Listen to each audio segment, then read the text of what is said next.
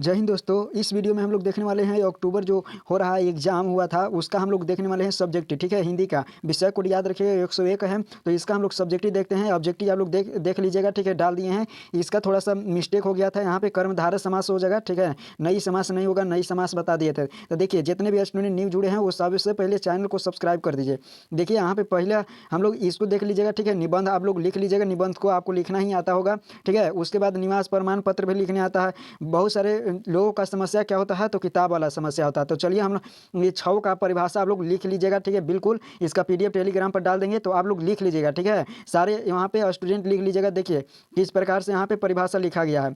आगे यहाँ पे देखते रहिए। पहला क्वेश्चन कहता है कि लेखक सुजाता ने कहानी का शीर्षक नगर क्यों रखा है। तो यहाँ पे राइट आंसर देखिएगा। राइट आंसर क्या हो जाएगा, कहता है कि मनमाता पैसा से खरीदी जाती है। ठीक है, मनमाता किससे खरीदी जाती है, पैसा से खरीदी जाती है। बात सही है, इसीलिए रखे हैं।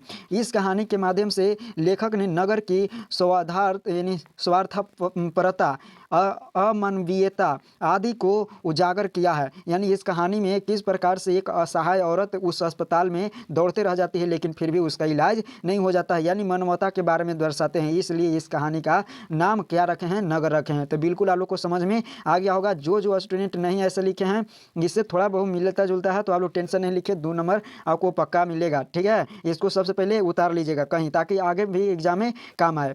अगला हमारा क्वेश्चन क्या कहता है कि जो है मछली के बारे में दीदी ने क्या जानकारी दी थी। बच्चे ने इसका परख कैसे की। तो दीदी ने क्या दिया था, तो कही थी दीदी कि जो है मरी हुई मछली को, यहाँ पे देखिए मछली के बारे में दीदी ने यह जानकारी दी कि जब मछली मर जाती है तो मरी हुई मछली की आंखों में यानी झांकने पर अपनी छपाई नहीं यानी प्रतिबिंब नहीं दिखाई देती है। बच्चों ने इसकी परख करने के लिए एक मरी हुई मछली की आंखों में झांक कर देखा।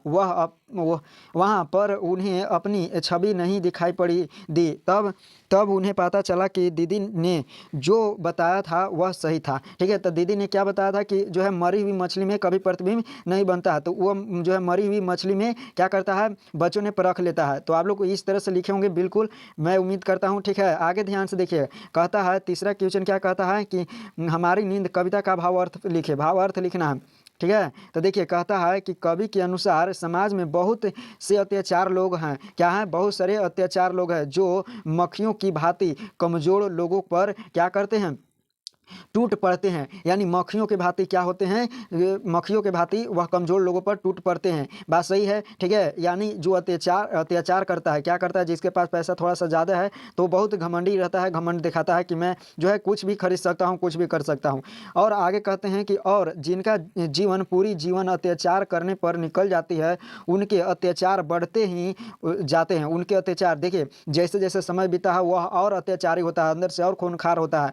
तो कहते हैं लेकिन कोई विरोध नहीं करता, वह फिर भी उसको कोई विरोध नहीं करता, क्योंकि लोग जानबूझकर अनजान बने रहते हैं। यानी नींद में क्या रहते हैं, सोए रहते हैं। ठीक है, नींद में सोए रहते हैं। तो इसीलिए जो है कवि कहते हैं, इसीलिए जो है भावार्थ पर क्या कहते हैं कि कवि कहते हैं कि जब कोई व्यक्ति अत्याचार करता है तो उसको कोई विरोध करने वाला नहीं होता है, अर्थात वह सभी लोग क्या रहते हैं, नींद में सोए हुए रहते हैं। तो यही कवि कहना चाहते हैं। कहते हैं कवित्री अनामिका का जीवन परिचय दे। तो कवित्री अनामिका का जीवन परिचय देखिए इतना आप लोग लिख दीजिए, जो हरा ग्रीन टाइप में है उतना लिख दीजिए, 2 नंबर आपको मिल जाएगा। तो जीवन परिचय देखिए क्या है कि अनामिका का जन्म 17 अगस्त 1961 ईस्वी का बिहार के मुजफ्फरपुर में हुआ था। दिल्ली के 3 मूर्ति भवन में फेलो, ठीक है, फेलो के रूप में उनके देखिए कहता है फेलो के रूप में उनके शोध का वर्तमान विषय समकालीन ब्रिटिश और हिंदी कविता में महिलाओं का तुलनात्मक अध्ययन है।